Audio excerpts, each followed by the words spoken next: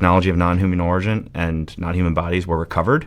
If you put yourself in the shoes of the military and government at that point, like put yourself in Truman and Eisenhower's shoes, you're just coming out of World War II. The world was just chaos for a very long time. It's finally starting to settle down.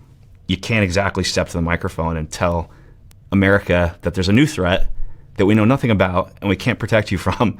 They're far advanced, what's the advantage of that? So secrecy became the plan at that point, and they had more questions than answers. So everyone I've talked to who gave me context explained that the plan for secrecy went in motion there. Let's investigate, let's find out more about what we don't know before we tell the American people.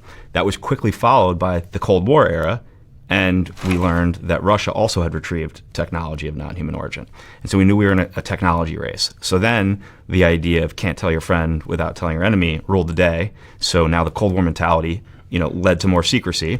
And as a security wrapper for this program that it started, they created the stigma in the late 40s, early 50s, this cultural stigma, this idea that you're crazy if you look into this topic, you're wacky, you'll have your reputation ruined, you'll have your career ruined. Yeah, there's actually a CIA meeting where people got together and said, okay, in order to not have people be pursuing this area, let's go out of our way to spread what we would call now disinformation about basically the most effective disinformation campaign in the history of the U.S. government, because it got into our culture. Some movies were funded that made aliens seem silly and the idea of life from elsewhere seem ridiculous, and that got compounded over the years.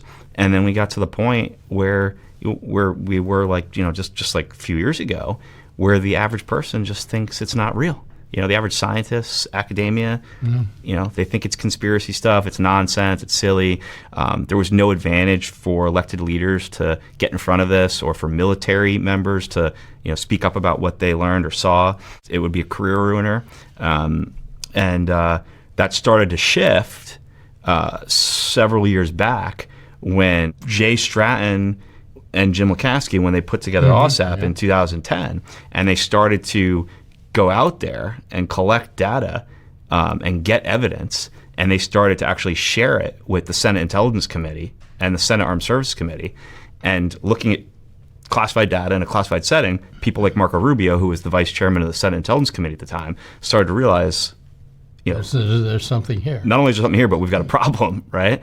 There's a lot of UAP activity over these highly classified sites, like our nuclear weapons sites. There's a lot at stake. We are in this race with other nations, and the stigma has created a disadvantage for us.